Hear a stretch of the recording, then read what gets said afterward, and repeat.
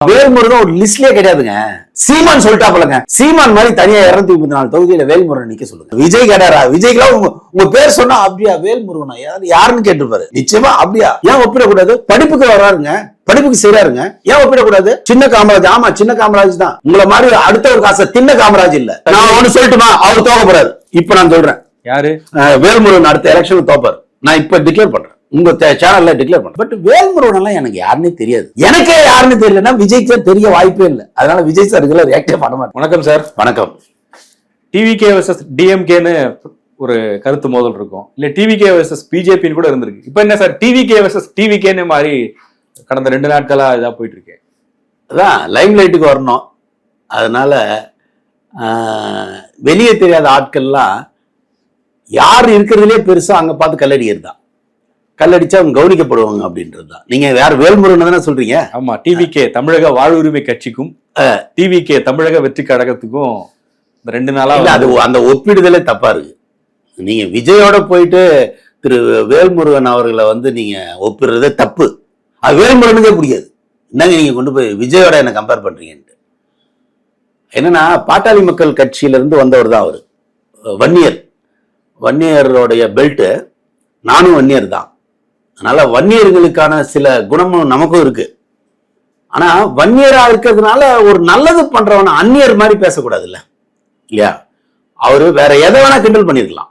விஜயோட கட்சியை நீங்க பேசுங்க, விஜய் கட்சியில இருக்கிறவங்களை பத்தி பேசுங்க. ஆனா கடந்த 3 வருஷமா ஒரு அடுத்த ஜெனரேஷன் படிக்கிற பசங்க சிறப்பா வரணுன்றதுக்காக 3 வருஷமா தொடர்ந்து அதை பண்ணிட்டு இருக்காரு. அப்படி பண்ணும்போது என்ன ஆகுதுன்னா ரேஷியோவே அதிகமா இருக்கு சார். நீங்க வேணா எடுத்து பாருங்க. லாஸ்ட் 3 இயர்ஸ்ல பாத்தீங்கன்னா படிக்கிற பசங்களோட ரேஷியோ அதிகமா இருக்கு. காரணம் என்னன்னா திரு விஜய் நம்ம நல்லா எழுதணும்னா, நல்லா மார்க் வாங்கினோம்னா திரு விஜய் கையால நமக்கு அவார்டு கிடைக்கும்ன்ற ஒரு பசங்களுக்கு அந்த எண்ணம் வந்திருக்கு. அப்ப என்ன ஆகுதுன்னா கூடுதலா படிப்புல கவனம் செலுத்துறாங்க. அந்த மாதிரியான ஒரு விழிப்புணர்ச்சியை படிப்புல கொண்டு வந்த ஒரு நபரை வேல்முருகன்னா யாருன்னே தெரியாதுங்க. அவர் எப்போ ஒரு கூட இந்த இதுல வச்சுக்கிட்டே தான் அவர் சீட்டு வாங்குவார். கூட்டணி தானங்க. தனியா வாங்கினாரு. தனியா எங்க நின்று வாங்கிருக்காரு எனக்கு தெரியல எனக்கு என்ன அவரை பத்திலாம் நான் தெரிஞ்சுக்க வேண்டிய அவசியம் எனக்கு இல்லை. அவரு பாட்டாளி மக்கள் கட்சியில இருந்தவர். அப்புறம் அங்க குட் பை சொல்லிட்டு நீங்க இப்போ டிஎம்கேவோட இருக்காரு, ஏடிஎம்கேலயே இருந்திருக்காரு. அவர் ஒரு நிலையான அரசியல் வாதிலாம் கிடையாது. அவர் அந்த ஏரியான்றதுனால கொஞ்சம் அந்த பாட்டாளி மக்கள் கட்சி மனோநிலையிலே இருப்பாரு தவிர திரு விஜய தப்பா பேசுற அளவுக்கும் விஜயோட ரசிகர்களை விசிலடிச்சா குஞ்சின்ற மாதிரி எல்லாம் பேசுற வார்த்தைகள் இருக்குல்ல. இல்ல கலாச்சார சீர்கேடுன்றாரு. ஏன் ஒரு கல்யாண வயசுல இருக்கிற பொண்ணுங்களை இப்படி ஒரு பொது வெளியில கட்டி பிடிக்கிறதெல்லாம் சரியா? ஏங்க தங்கச்சிங்க, திரு விஜய் அவர்களுக்கு ஒரு தங்கச்சி இருந்தாங்க. அன்பார்ச்சுனேட்லி அந்த தங்கச்சி இறந்துட்டாங்க. அதனால அந்த பொண்ணு எந்த ஒரு பொண்ணை பார்த்தாலும் அந்த வயசுல நீ அப்படி பாக்கணும்னா நீ தான் கெட்டவன். அந்த வயசுல அவர் விஜய்க்கு 50 வயசு ஆயிடுச்சு. 50 கிராஸ் ஆயிட்டாரு. அவர் ஒண்ணு பொண்ணா பார்க்கணும், இல்லையா தங்கச்சியா பார்க்கணும். ஏன்னா தங்கச்சி செத்ததுனால தனிப்பட்ட முறையிலே அவர் தங்கச்சி மேல எவ்வளவு பாசமா இருந்தாருன்னு எனக்கு தெரியும். நீங்க தங்கச்சி கதையை சொன்னீங்கன்னா உடனே அவர் ஓகே சொல்லுவார். ஏன்னா அந்த அளவுக்கு ஒரு பாண்டிங் உள்ள ஒரு ஆளு.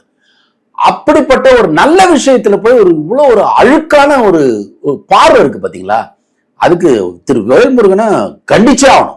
இது வரைக்கும் அவங்க சைட்ல இருந்து பெரிய கண்டிப்பு வரலன்னு நினைக்கிறேன். விஜய் அறிக்கை கொடுத்திருக்காங்க. அறிக்கை கொடுத்தா கூட திரு விஜய் சாரை எல்லாருமே ஒட்டு மொத்தமா வேல்முருகனை எதிர்க்கணும். அதெல்லாம் அவர் இன்னைக்கு சொல்றாரு. சும்மா இந்த மிரட்டி பாக்குறது, இதெல்லாம் அறிக்கை விடுறது, யூடியூப்ல உட்காந்து பேசுறது இல்ல வேல்முருகன் பாத்துட்டுதான். வேல்முருகன் ஒரு லிஸ்ட்லயே கிடையாதுங்க. விஜயோட அவருடைய இன்றைய ஸ்ட்ரென்த் இருக்குல்ல, இன்றைய ஸ்ட்ரென்த் ஓவரால் தமிழ்நாட்டுல அவருக்கான ஓட்டு வங்கி 10ல இருந்து 15 நான் ஏற்கனவே சொல்லிட்டு இருக்கேன். ஆனா அந்த பிரசாந்த் கிஷோர்ன்றவர் அது 15 to 20 இருக்கிறது ஆர்த்தன்டிக்கா சொல்லியிருக்காரு அவரு.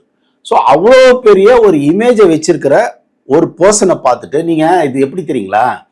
பாட்டாளி மக்கள் கட்சி ஏற்கனவே ரஜினியை எதிர்த்தாங்க. பாபா படம் ரிலீஸ் ஆகும்போது அது வரைக்கும் பாட்டாளி மக்கள் கட்சி வெளியே தெரியாம இருந்தது. அதாவது அவங்க என்னன்னா மரம் வெட்டி போடுற கட்சின்னு சொல்லுவாங்க அவங்கள. ஆனா அதுல எல்லாருமே அப்படி கிடையாது. ஒரு அன்புமணி ஆகட்டும், திரு அன்புமணி அவர்கள் ஆகட்டும், அந்த கட்சியில இருக்கிறவங்க வேற ஒரு மெச்சூர்டானவங்க இருக்காங்க. அவங்க ஒரு சின்ன அடையாளம் அப்படி வந்துச்சே தவிர அவர் பெரிய ஒரு டாக்டர், அவரும் அப்படி கிடையாது. ஆனா அதுல இருக்கிற இந்த வேல்முருகன் மாதிரியான ஆட்கள் வந்து அதை யூஸ் பண்ணி வியாபாரம் பண்றவங்க. இதுவும் ஒரு வியாபார தந்திரம் தான். எப்படி ரஜினி சாரை ஏத்ததுனால பாட்டாளி மக்கள் கட்சி கவனிக்கப்பட்டதோ, அதே மாதிரி டிவிகே என்ற மிகப்பெரிய ஒரு திரு விஜய் அவர்களுடைய ஒரு கட்சியை நாம் எதிர்த்தால் நாம, ஏன்னா கோயின்சிடென்ட் அந்த பேரும் ஒரு ஒட்டி வருது இல்லையா தமிழ்ல டிவிகே. நமக்கு நான் இது வரைக்கும் நான் இப்ப சொல்லிதான் எனக்கே தெரியும்.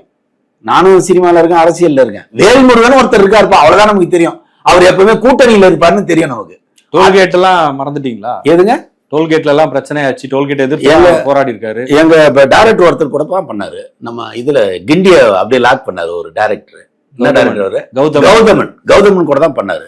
அதுக்காக கௌதமனை தூக்கி வச்சு கொண்டாட முடியுமா என்ன? அதெல்லாம் ஒண்ணும் கிடையாது. உங்களால நாட்டுக்கு என்னங்க? வேல்முருகன் நாட்டுக்கு ஏதாவது நல்லது இருக்கா? எத்தனை போராட்டங்கள் தமிழ்நாட்டுக்காக போராடி இருக்கு. ஒண்ணுமே கிடையாது. உங்க ஓட்டு வாங்குறதுக்கு நீங்க அந்த மக்களுக்கு செய்யற மாதிரி அப்ப நீங்க அரசியல்ல வராதீங்க. அரசியல்ல வந்துட்டாலே நீங்க உங்களுடைய இன்டென்ஷன் மக்களை பயன்படுத்தி இதெல்லாம் செஞ்சு நான் அரசியல்ல இருக்கணும்னு நீங்க நினைக்கிறீங்க. மக்களுக்காக பண்றேன். என்ன மக்களுக்காக? அப்புறம் ஏன் உங்களுக்கு தனி கட்சியா 234 தொகுதியில் வைக்க சொல்லுங்க. அப்ப என்ன அந்த பெல்ட்ல இருக்கிறவங்க தான் மக்களா? அப்ப மிச்ச பெல்ட்ல இருக்கிறவங்களா? கும்மிடிப்பூடியில இருந்து கன்னியாகுமரி வரைக்கும் எனக்கு தொண்டர் படை. அப்ப நிப்பாரா அவரு? எல்லா தொகுதியிலும் நிப்பாரா? விஜய் சாரு 234 தொகுதியிலும் சொல்லிட்டாரு. சீமான் சொல்லிட்டாப்பலங்க. சீமான் மாதிரி தனியா 234 தொகுதியில வேல்முருகன் நிக்க சொல்லுங்க. சீமானே அப்படி சகஞ்சு போய் நிக்கிறாரு விஜய்க்கு முன்னாடி. நீ யாரு? நீ இல்ல ஏமாத்துற. நீ விஜய் சீமானோட இமேஜும் சீமானோட கிரேஸ் இருக்கா அவருக்கு? சீமானே பயந்து தானே இருக்காரு விஜய்க்கு. சீமான் கட்சியில இருந்து வெளியேறவங்களே வேல்முருகன் கட்சியில தான் சேர்றாங்க. வேல்முருகன்ற பேரே எனக்கு இப்பதாங்க அடிபடுது. நல்ல வேலை. எனக்கு என்ன சந்தோஷம்னா முருகன்ற பேர் இப்ப எங்க பார்த்தாலும் எதிரொலிக்குது. ஏன்னா 22ஆம் தேதி மதுரையில மிக பிரம்மாண்டமான ஒரு இந்து எழுச்சி மாநாடு ஒன்று நடக்குது. முருகனுக்கு பெருமைப்படுத்துறாங்க. அந்த பேர் இருக்கிறதுனாலயும் வேல் இருக்கிறதுனாலயும் நம்ம வேல்முருகனை மதிக்கலாமே தவிர மன்னிக்கலாமே தவிர மதிக்கிறதுனா மதிக்கிறது, மன்னிக்கலாம். அவரை மன்னிப்பு எல்லாம் கேட்க முடியாதுன்றாரு. உங்களை யாருங்க கேட்க சொன்னது? உங்களை யாரு கேட்க? நாங்க லிஸ்டே எடுத்துக்கல. நானா வந்து உன்னை யாருக்கு? இப்ப விஜய் சொன்னாரா? விஜய் கட்சியில இருந்து கேக்குறாங்கல்ல. ஏங்க விஜய் சார் கட்சியில இருந்து அங்க பக்கத்து தெருவில் இருக்கிற யாராவது பையன் கேட்பாரு, விஜய் கேட்டாரா? விஜய்க்குலாம் உங்க பேர் சொன்னா அப்படியா வேல்முருகனா யாருன்னு கேட்டுப்பாரு. நிச்சயமா அப்படியா யார் அவருன்னு. உங்களுக்கு வேணா அப்படி இருக்கலாம் சார். கலைஞராலேயே நீ வேல்முருகன் இல்ல தூள் முருகன் அப்படின்னு சொல்லப்பட்டவர். தூள் முருகன்ற பட்டம் வந்து முதல்ல சினிமாவில் அவரோட கலெக்ஷன்ல தூள் விஜய் தான் சொல்லுவாங்க. ஏன்னா விஜய்க்கு தான் அது வந்து பொருத்தமான பேர். இது நல்லா கேட்டுங்க. இளைஞர் சக்தி தாங்க பெரிய சக்தி. நல்லா கேட்டுங்க. இளைஞர் சக்தி தான் பெரிய சக்தி. அந்த இளைஞர் சக்தியை அதிகமாக வச்சிருக்கிறது திரு விஜய். எந்த அரசியல் கட்சிக்கும் கிடையாது. ஓகே, எந்த டிஎம்கேக்கும் கிடையாது, ஏடிஎம்கேக்கும் கிடையாது. இளைஞர்களுடைய ஃபுல் சப்போர்ட் வச்சிருக்கிற ஒரே பர்சனாலிட்டி யாருன்னா, இன்னைக்கு கொஞ்சம் நாளைக்கு முன்னாடி திரு ரஜினிகாந்த் வச்சிருந்தாரு. இன்னைக்கு யார் வச்சிருக்காங்கன்னா திரு விஜய் அவர்கள் வச்சிருக்காங்க. சோ அப்படி ஒரு இளைஞர் சார், இளைஞர்கள் நினைச்சா அவங்க என்ன வேணா பண்ணுவாங்க சார், என்ன வேணா பண்ணுவாங்க. நல்வழிப்படுத்தணும்ன்றாரு. அவங்க என்ன வேணாலும் அன்னைக்கு ஏங்க படிச்ச பசங்களை கூப்பிட்டு மரியாதை பண்ணது நல்வழிப்படுத்தாம தீய வழிக்காக கொண்டு போனார் அவரு. என்னங்க அந்த பார்வை? என்னங்க பார்வை? என்ன பார்வை அது? ஒரு குழந்தைய போய் அப்படி பேசலாமாங்க? அவங்க அப்பா அம்மாவுக்கு தெரியாதா? அவங்க அப்பா அம்மாவோட பொறுப்பான ஆளா நீங்க? அவங்க அம்மா அப்பாவுக்கு தெரியாது? அத்தனை பேர் அவ்வளவு சந்தோஷம். என்ன சந்தோஷம்னா என் பிள்ளைக்கு அங்கீகாரம் கிடைக்குதுங்க. என் புள்ள வந்து சார் நல்லா கேட்டுங்க, 16 இருந்து 18 வயசு பசங்க இருக்காங்கல்ல, அந்த வயசுல ஒரு அங்கீகாரம் எதுலயோ ஒருத்தர் கிடைச்சிச்சுன்னு வச்சுக்கலாம், அவங்க லைஃப் சூப்பர் ஆயிடும் தெரியுமா? சரி, பாராட்டுறாங்க, சரி வாழ்த்துறாங்க, சரி. அவருனா காமராஜரா? காமராஜரை விஜய் ஒப்பிடலாமான்னு கேக்குறாரு. ஏன் ஒப்பிடக்கூடாது? ஏன் ஒப்பிடக்கூடாது? படிப்புக்கு வர்றாருங்க, படிப்புக்கு செய்யறாருங்க, ஏன் ஒப்பிடக்கூடாது? சின்ன காமராஜ், ஆமா சின்ன காமராஜ் தான். உங்களை மாதிரி அடுத்தவர் காசை தின்ன காமராஜ் இல்ல. நீங்க எல்லாம் அடுத்தவர் காசை தின்னவனுங்க தானே. அவரை சின்ன காமராஜ்னு சொல்றதுல என்னங்க தப்பு? தாராளமா சொல்லலாம். நான் சொல்றேன் சின்ன காமராஜ் அவரு. அடுத்தவங்க சார், அடுத்த ஜெனரேஷன் மேல எவனுக்கெல்லாம் அக்கறை இருக்கோ அவன் காமராஜ் சார். அதுல சுயநலம் இருந்தாலும், சுயநலம் கொஞ்சோண்டு இருக்குன்னு வச்சுக்குவான், இருந்தாலும் பரவாயில்லங்கிறேன் நான். இருந்தாலும் பரவாயில்ல. ஏன்னா காமராஜோடைய காலகட்டம் வேற. அன்னைக்கு நீங்க கார்ல நீங்க நடந்து வந்தாலும் மதிப்பான். இன்னைக்கு நீங்க வரும்போதே என்ன கார்ல வர்றன்னு எட்டி பார்த்து தான் மரியாதையை கொடுக்குறான், கதையை தொடர்றான், மொபைல் என்ன வச்சிருக்கீங்கன்னு பாக்குறான். அப்படி ஒரு மொபைல் மைண்ட் செட் ஆகி போச்சு. அப்போ எல்லாருக்குமே எல்லாமே வந்து கொஞ்சம் உங்களை ஆடம்பரமாவும் ஒரு பெருசாவும் காட்ட வேண்டிய ஒரு காலகட்டத்துல வந்து நிக்கிறோம். 3 வருஷமா இதெல்லாம் பண்றாரு. இதுக்கு முன்னாடி எங்க போயிருந்தாரு? திடீர்னு அக்கறை வந்துச்சா? போன வருஷம் வேல்முருகன் எங்க போனாரு? 2 வருஷமா எங்க போனாரு வேல்முருகன்? எங்க எங்க எங்க இதுல இருந்தாரா? 4 வருஷமா சட்டமன்றத்துல பேசுறாரு. சட்டமன்றத்துல பேசுறப்பா, இங்க இதை பத்தி ஏன் இப்ப பேசுற? ஏன்னா உனக்கு அடுத்த எலெக்ஷன் வருது, உன்னை கவனிக்கணும், உன்னோட ஓட்டை தக்க வைக்கணும். திரு விஜயை எடுத்துட்டாருப்பான்னு உனக்கு ஒரு பேர் வரணும். சார் சட்டமன்றத்திலே ஒரு நான் ஒண்ணு சொல்லட்டுமா? அவர் தோக்க போறாரு. இப்ப நான் சொல்றேன், யாரு? வேல்முருகன் அடுத்த எலெக்ஷன் தோப்பாரு. நான் இப்ப டிக்ளேர் பண்றேன், உங்க சேனல்ல டிக்ளேர் பண்றேன். பண்ருட்டில 3 முறை எம்எல்ஏ சார். இந்த வாட்டி தோக்குறாரு சார், எழுதி வச்சீங்க சார். பண்ருட்டில பலாப்பழத்துக்கு அடுத்து அவருடைய கட்சி தான் பாப்புலர்னு சொல்றாங்க. அது சரி சரி சரி. பலாப்பழத்தை என்ன பண்ணுவாங்க? பிதுக்கி எடுத்துருவாங்க. பலாப்பழத்தை என்ன பண்ணுவாங்க? அப்படியே வச்சிருப்பாங்களா? பலாப்பழம் ஒரு நாள் அது பிதுக்கப்படும், உரிக்கப்படும், பின் அதை சுவைக்கப்படும். ஓகே, அதுதான் நீங்க பண்ருட்டியில வந்த உங்களோட நிலைமையா இருக்கும். நாங்கெல்லாம் பல ரொட்டியை பார்த்தவங்க, நீங்க பண்ருட்டியா இருந்தா எங்களுக்கு என்ன? ஒண்ணுதான், திரு விஜயோடைய ஒட்டுமொத்த கோபத்தை அவரு வாங்கிக்கிட்டாரு. இப்போ நான் சொல்றேன், ஒருவேளை வேல்முருகன் ஜெயிச்சா நான் இனிமே அரசியல் பேசவே மாட்டேன். அடுத்த எலெக்ஷன் நான் சொல்றேன், எப்போ இல்ல, அடுத்த எலெக்ஷன்ல வேல்முருகன் தோற்பார். அவருக்காக பிரச்சாரம் பண்ண போறீங்களா அவரை எதிர்த்து? எதுக்குங்க? இளைஞர்கள் காட்டுவாங்க கோபத்தை. நீங்க பாருங்க, நீங்க ரஜினி சார்து வேறங்க. ரஜினி சார்து என்ன நடந்ததுன்னா, பாபா படம் அன்பார்ச்சுனேட்லி படம் கொஞ்சம் சுமாராயிடுச்சு. இதே பாஷாவா இருந்ததுன்னு வச்சுங்க, வேறங்க. அன்னைக்கு பாஷா மாதிரி ஒரு படத்தை இவங்க பொட்டியை தூக்கிட்டு போயிருந்தாங்கன்னா என்ன சொல்லிட்டானுங்க ரசிகருங்க? தூக்கிட்டு போங்கட்டானுங்க. ஏன்னா படம் சுமாரா இருக்கு. புரியுதா உங்களுக்கு? படம் ஒருவேளை நல்லா இருந்ததுன்னா கேமே வேற ஆயிருக்கும்.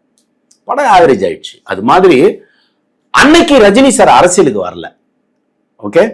ஆனா இன்னைக்கு அரசியலுக்கு வந்திருக்காரு திரு விஜய். இளைஞர்களுடைய சப்போர்ட்டோட களத்துல இறங்கிட்டாரு.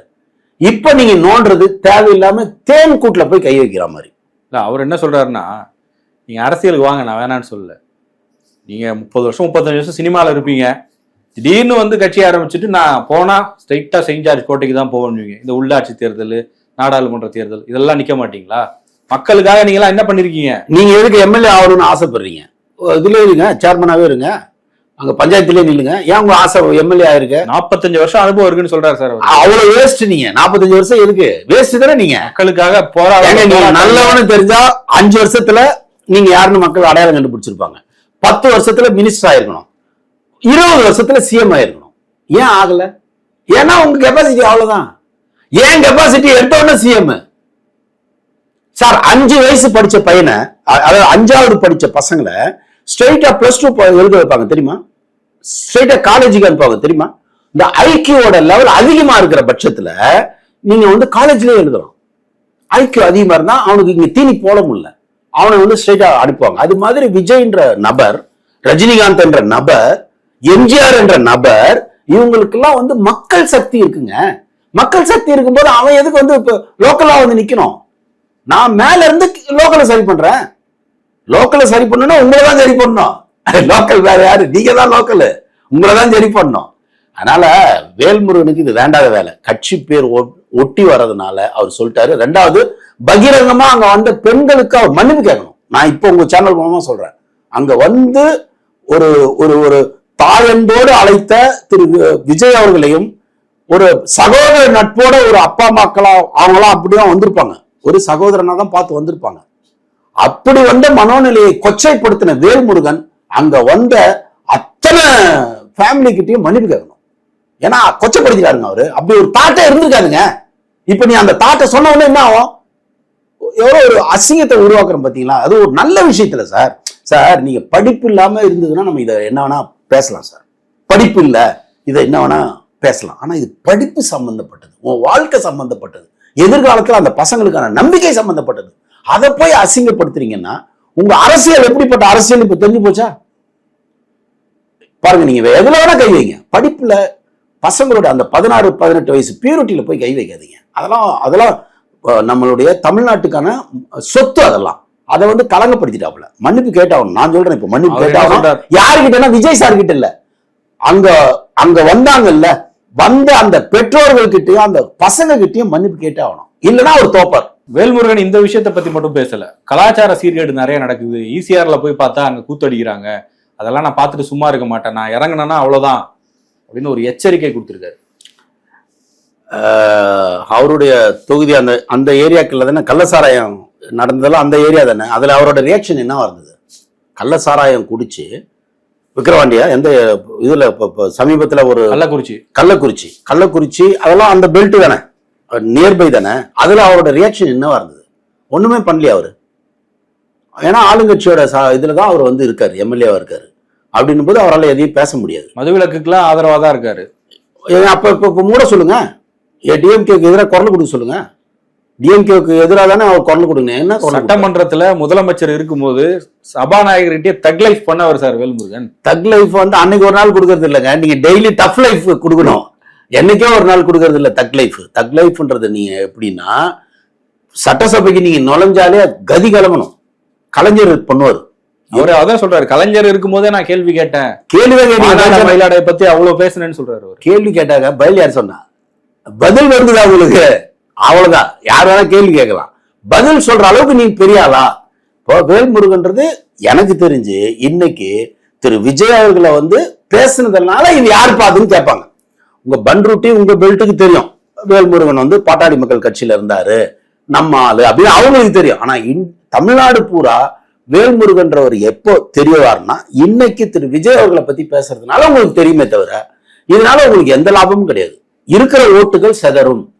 ஏன்னா திரு விஜய் அவர்களுடைய ஃபேன்ஸுங்க அந்த பக்கம் அதிகம். அதை நீங்க விக்கிரவாண்டி அவருடைய மாநாட்டிலே நீங்க தெரிஞ்சிருப்பீங்க. அது எப்படி பொங்கி ஒழிஞ்சதுன்னு நீங்களே பார்த்திருப்பீங்க. திரு வேல்முருகனே பார்த்திருப்பாரு. அதனால இது தேவையில்லாத வேலை. எனக்கு ஒன்னே ஒண்ணுதான், அடிப்படையில் ஒரு நல்ல விஷயத்தையே நீங்க கிண்டல் பண்றீங்கன்னா, ஒரு நல்ல விஷயம் பண்றாரு, என்ன பண்றாருன்னா படிக்கிற பசங்களை என்கரேஜ் பண்றாரு.